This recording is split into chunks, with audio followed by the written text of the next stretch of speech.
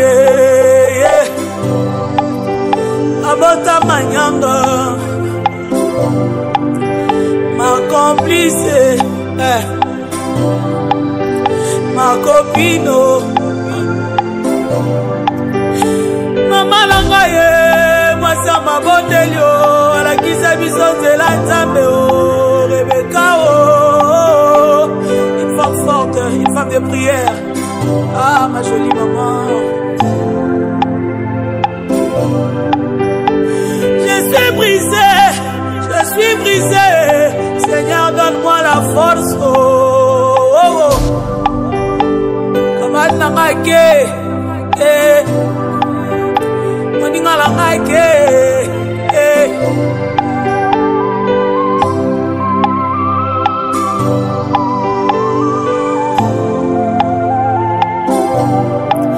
Sangwango kiloe Sangwango somo Sangwango kolela oh je suis brisé oh maman Baby na emba joyeux anniversaire maman Lelo na lobi adieu oh Beka Lelo na lobi adieu oh Beka Nakokite ye na lobi Lelo na lobi adieu oh Beka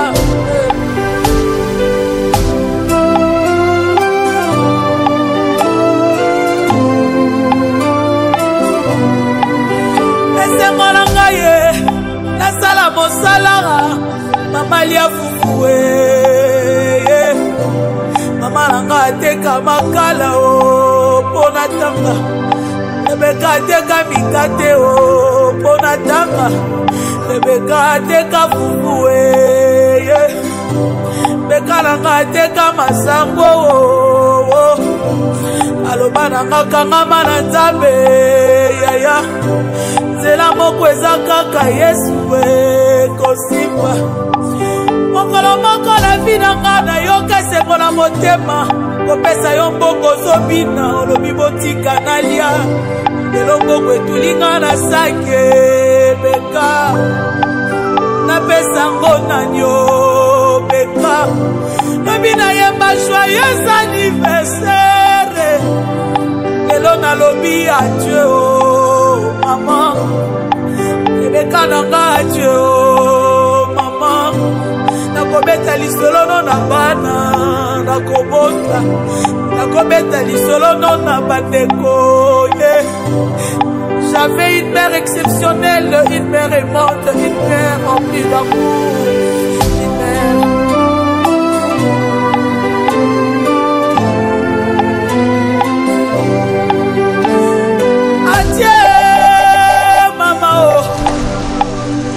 adieu Rebecca adieu chimpe na ngai adieu bana na nga bakoyeba adieu lokola libala na kokaniso adieu la cérémonie ya vie na ngai adieu ata na bavoyage na kobanzo adieu. Merci Seigneur, merci de l'avoir fait Jésus, merci Papa, je n'ai plus la force, Saint-Esprit donne-moi la force. Oh.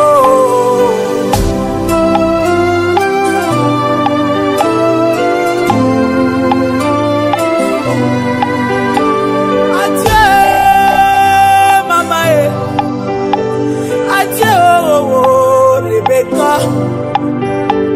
adieu ma copine. Nanga matumboli oh adieu Rebecca na uti voyage adieu manyanga nazoya kolala oh adieu lelo nazangi moto akobetela oh adieu nazangi moto akoyebisa oh adieu. Je ne comprenais pas la douleur de perdre une mère. Aujourd'hui, Seigneur, c'est plus fort que moi. Mais je crois que tu vas me donner la force, Saint-Esprit.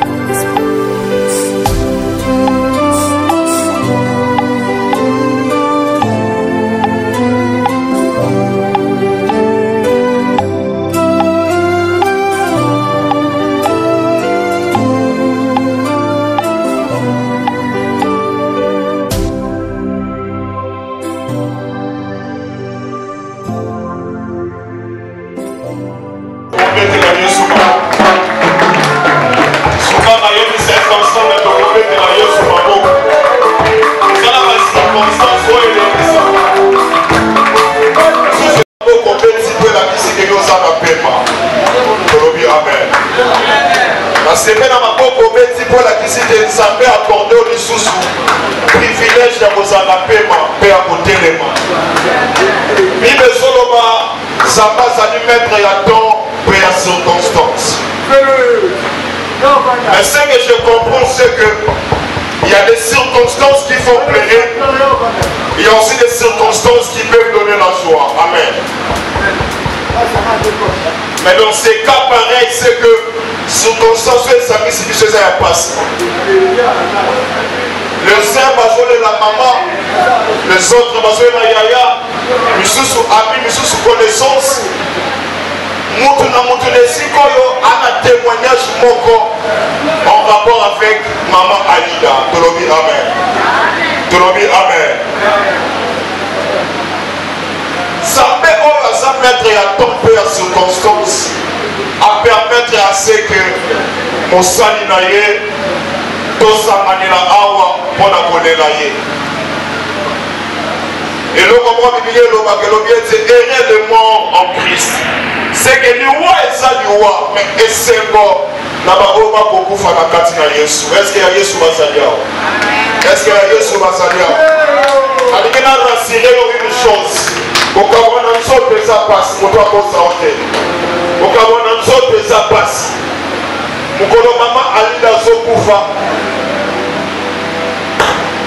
babenga lokola médecin singa tolokwe mama ye moto ozokende hôpital osalaka est-ce qu'on va comme l'hôpital?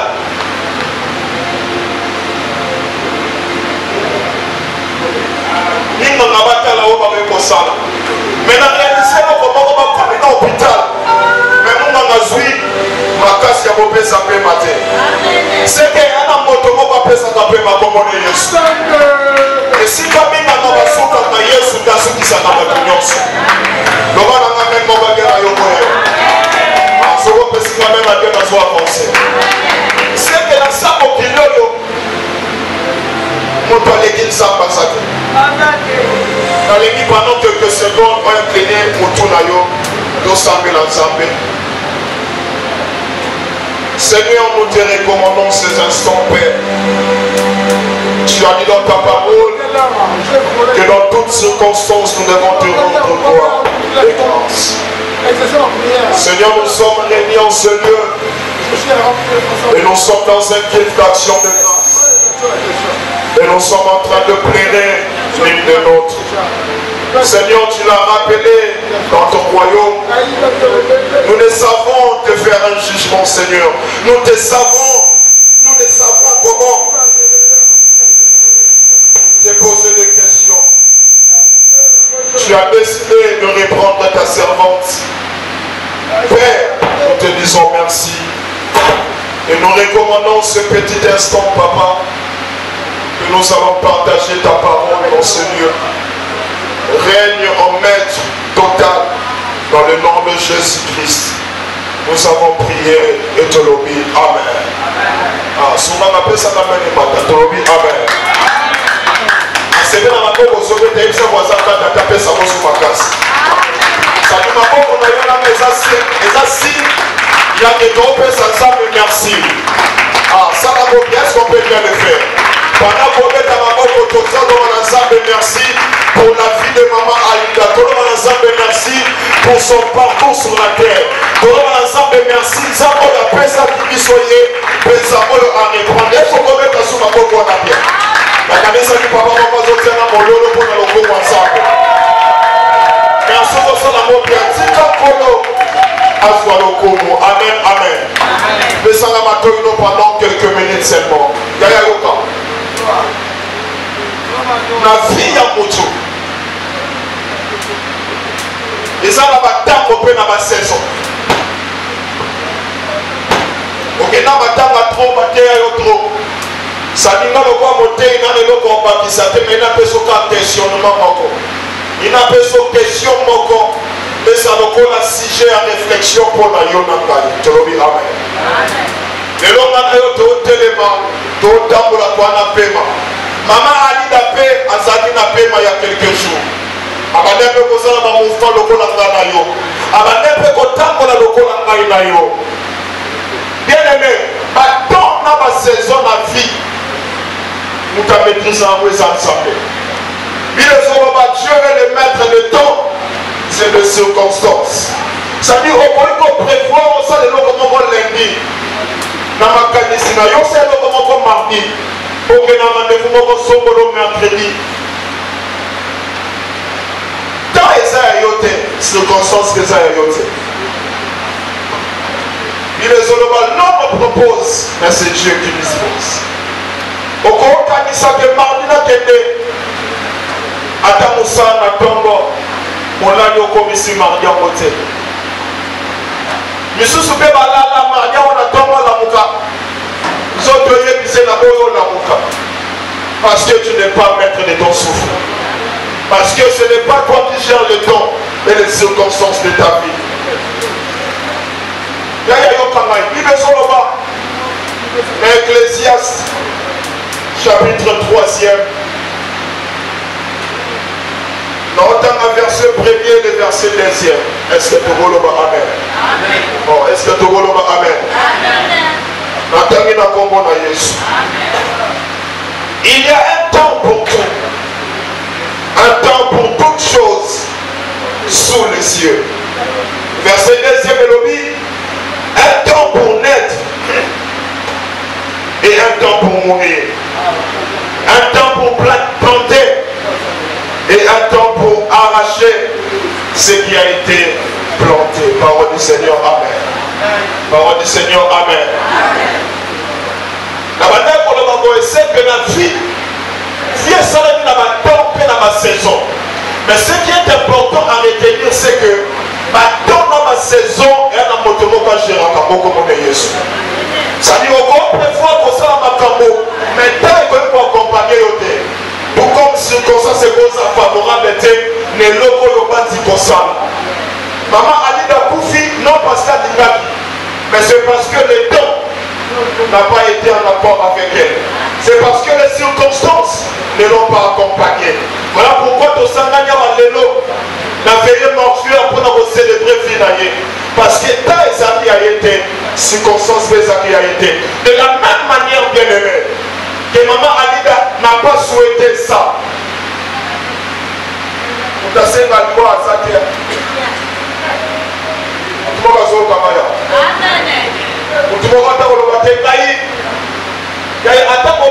à 100 ans. Attends, on va 90 ans. Avec les gens qui ne m'ont même pas mon hôpital. Pour aller à quelque chose, à maintenir à vie. Parce que loi, dans les circonstances, nous doit gérer en mode des âmes et nous doit gérer. Et les saisons, on va dire que il y a un temps pour toutes choses. Tu as le temps, il y a un beau temps. Tu as le temps d'avancer dans la vie, de faire un parcours. Tu as le temps, il y a un temps l'habitude. Tu as le temps, il y a un bas, tu as le temps, il y a un beau temps. C'est la bonne nouvelle au monde. Vous permettez de vous passer la main. Vous permettez de vous passer la main à bien. C'est que nous sommes comme nous dans la vie. Ce qui t'a les permettre de yoter, ce qui t'a les accompagner yoter pour vous saluer le gouvernement. Sous le soleil ici, dans la macamounion ce sali, il y a un monsieur comité ensemble et ça l'ensemble est en aïe. Ce comité ensemble, il y a un peu ça l'ensemble est en aïe. Il me semble qu'il y a un temps où on peut pas macamounion. Ça dit, ma circonstance est accompagnée des sens à moto. Ma circonstance est ça, ma caractère, mon toit motama.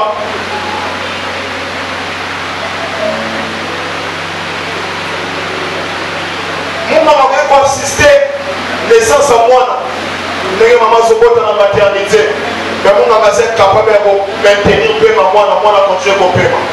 C'est qu'il faut motomoko appeler ça dans la circonstance et accompagner via moi. Le monde a mon botami. Abani koko la bani koko de kelasi. A s'appelle à prochaine la vie, a s'appelle à rêve à coquille la vie. Mais ce qui t'a accompagné était ce qui va circonstance et rendre dans nos possibilités. En salle de l'occasion quand on vous salate. Nina et Misayo motuna moko ya matea nangali. C'est que Nathan Samba pesa kayo usala na woni. C'est en fait ça les questionnements qui doit nous pousser à mener une réflexion beaucoup plus approfondie sur la vie qu'elle est. C'est que Nathan ça dans mot, qu'est-ce que Dieu attend de moi dans moi apesi na pema? Soki nzamba apesi Nathan na bala.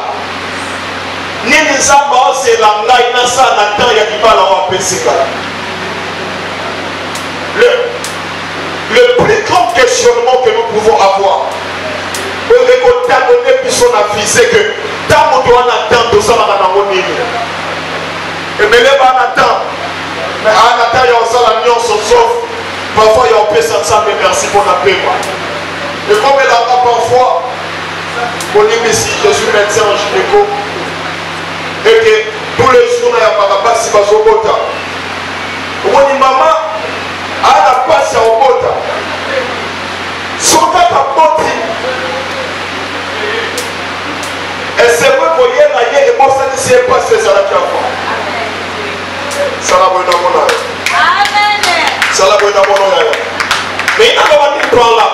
C'est que ce qui t'a fait ça, il y a un peu ça, ça fait tant d'ailleurs. Amen. Quand Dieu te donne un temps, il y a un temps pour toutes choses. Il y a pas que dans toutes choses, on a part de on attend parfois, il y a un soukola, il y a un bima, il y a une ambiance, il y a un bar, il y a un chéri, il y a un fiancé, il y a un bar, mais dans 4 ans, on peut s'en s'amener. Mais la vie est pour pousser. Quand tu as le temps, donne ça à Dieu. La vie est très courte. Il y a des choses que tu ne prévois pas. Mais quand il permet de yoter, ma circonstance est accompagnée yoter. Et que tu as un projet, tu as un rêve, tu as un il a une chose comment bien aimé. C'est que le temps, c'est Dieu qui cherche cela. Quand nous sommes péché au paiement, il y a aussi l'amour. Maman Lila, les autres sont gagnés pour nous la veille mortuaire à sa mémoire. Mais quand elle a eu le temps d'être sur la terre, elle était ici avant que nous avons. Elle a connu Dieu et elle a servi Dieu. Aujourd'hui, on peut être content, on se dit, cette femme, dans la vie de Samo, elle n'a pas battu. Ça m'a fait ça quand elle n'a pas battu. Ça m'a fait ça quand elle est temps. Et la temps où elle soit qui a fait ça qui a fait ça. Quand on s'en va sur ça, j'en fais quoi? Tu penses que fille, celui qui a nommé la Massana, la condamné Massana na hôtel. Est-ce que vous l'avez? Est-ce que vous l'avez? Na condamné Massana na hôtel. Mais est-ce que fille, celui qui a Massana? Est-ce que fille, celui qui a doté à Camelo? Comme il m'a toqué l'ambiance de son maintenant. Au-delà de toutes ces choses, c'est que le temps appartient à Dieu. Ce qui est dans mon tour, pour lesquels nous devons être redevables, c'est Dieu. Parce qu'il y a encore Soukola, Obima, qui fièvre. Ça dit circonstance et pétition Obima. On a pas Obima, mais ils sont que bon au tambola. Il y a ce qui t'a et permettre yo. Ce qui t'a et peut s'améliorer. Ce qui circonstance et accompagner aux autres à la Sabokili. Peut s'améliorer.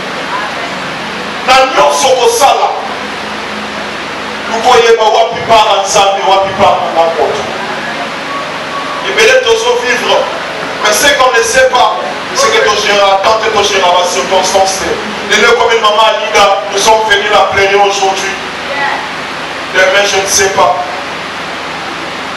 maintenant Alida on comprend une chose le quoi tu géreras la tante le quoi tu géreras la circonstance donc le quoi là oyo ozwi awa na mokana ntongo yeba kolukeluka nzambe yeba kopesa nzambe ntango ata oteka esika oteka loba te ata na oteka me nayebi ke ntango oyo nzambe nde apesi ngai c'est que tout ce que je dois faire eza mpona korendre grâce epa na nzambe questionnement nanga eza mokuse nana mposa nayebi so discours ebele te nana mposa na explike yo seke na vie naza mokili oyo il y a les temps et les circonstances. Et les temps et les circonstances ne sont gérés que par Dieu. L'homme ne gère pas les temps. L'homme n'est pas gérant des circonstances. Tu peux vouloir faire des choses, mais être limité par les temps et par les circonstances. Ce soir et cette nuit, Nalingna m'appelle une chose. Elle a moto mon corps à sa mettre à temps et à circonstances. Attends au sokola, attends au pika, attends à la moussaka, à la wenza, à la famille. Et à Kobosa na Zambete, Kobosa na Yesu te la vie na yo. Tu peux te dire, mais la massana, n'a qu'une ambiance, n'a condamné au thé. Il a une sorte de vie. Le temps que Dieu nous donne ne se limite pas à ça. Il y a aussi un temps où il s'est mis au bateau. Donc, ça ne veut pas ça. Mais quand on peut s'attendre à ça, mais on peut s'attendre à ça, mais temps, c'est par ton cœur. On a appelé ça, mais on a appelé ça, mais on peut s'attendre à ça, mais temps, c'est la montée, manayo. Prends ton cœur, donne ça à Dieu.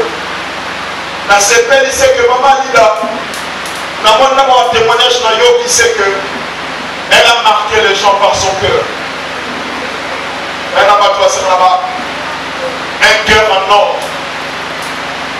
Pasteur Naya et Bissina Lobby, maman dit Aïeba Kopé sa qui vient à Batou. Aïeba Kopé sa Sengon à Batou. Aïeba Koko à Makambo à Batou. Aïeba qui comporte Batou dans mon thème. Si tu veux donner ton temps à Dieu, c'est de donner ton cœur à Dieu. Amen. Kopé sa ensemble mon thème. Ils ont deux choses. Première des choses, ils ont commis que conseil dans ma première assemblée. Et deuxième des choses, ça va tout le monde a même moto à payer nos hommes. Et nous voulons ensemble, nous voulons moto à payer nos hommes. Pour qu'il y ait ça ne sert à rien, il y a ça dans ma baie. Ça va tout à payer nos hommes. Pour éviter, on a mon niveau ça dans mon moyen. Il me semble pas.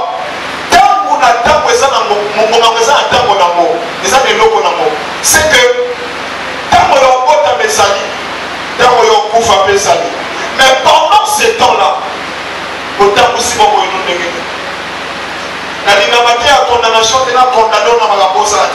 il a expliqué que selon eux. Mais ce qu'on suit, on a beaucoup plus mieux. Et ça m'amène au bateau. Sans supporter Manayo entièrement au service des autres. Donner la joie autour de toi. Mais ça qui vient dans sa bébé Nayo. Mais ça va te servir. Ça ne demande pas beaucoup de choses. Et ça va te servir. L'autre on a matanga. Papa et Palobi, c'est que matanga. Et si la famille n'est pas papa, ça dit que kuna maman to somi muna mutake pafana. Somi na nyango so pa ke funa ka pa ke funa ke mela masa. Mais bato ba soki. Merci pour comprendre les. C'est pour te dire c'est que motema na yo sala bato bona. Donc ton cœur, ton temps à Dieu. Parce que Dieu est le maître des temps. C'est les circonstances.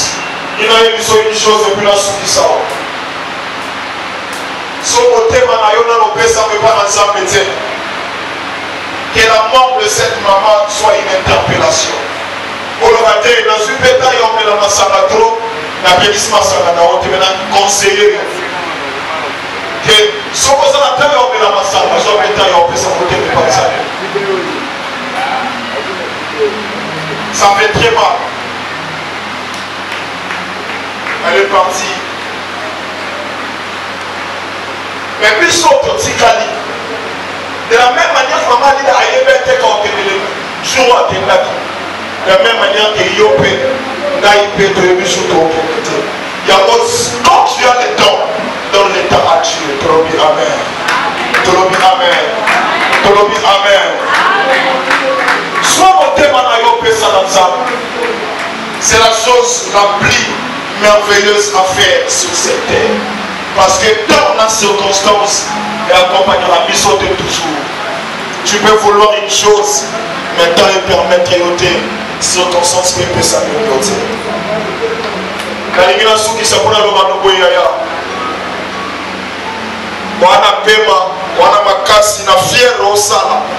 na taille na porté na mbongo na makokisa bapesi yo fier osala o wana pema pourtant na circonstance ya koaccompagne yo so kaka temps elâché yo so circonstance elâché yo na identité que mbongwa prends le temps ya opesa nzambe temps o apesi yo. Amen, amen. Amen, amen.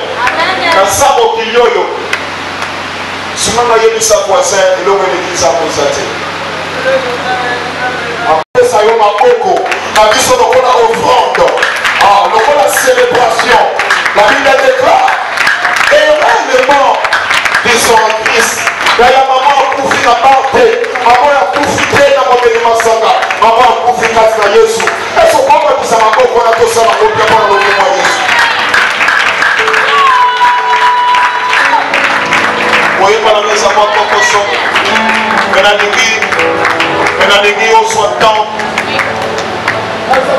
Sur le temps, sur les circonstances. Maître de l'univers. Papa, tu as permis que nous soyons rassemblés en ces lieux. Lors de cette veillée, mon Dieu. Mais dans cette veillée, Papa, nous venons célébrer ta servante. Nous venons célébrer une femme qui t'a choisi et qui t'a servi. Seigneur, ce soir, tu as permis à ce que cette réunion se passe sans elle. Mais nous savons ce qu'elle est dans ta félicité. La Bible déclare le Saint-Esprit est celui qui console les cœurs. Seigneur, nous prions au nom de Jésus que tu puisses consoler la famille, les amis, les connaissances, ceux qui sont éprouvés, ceux qui sont éplorés ce soir. Papa, console chacun de nous, apporte la consolation. Et il déclare, tu donnes la paix, que le monde ne peut donner. Seigneur, nous prions que tu accordes la paix, que tu accordes la consolation à cette famille éplorée, aux amis et connaissances qui pleurent la mer. Seigneur, nous prions ce soir que tu donnes la paix à chacun, la consolation à chacun et à tous. Nous prions, Papa, pour la continuité de ces services, dans la célébration, dans la louange, dans l'adoration. Et nous recommandons aussi toutes les obsèques et les hommages qui seront rendus à ta servance ce matin. Et le chemin que le cortège prendra pour les cimetières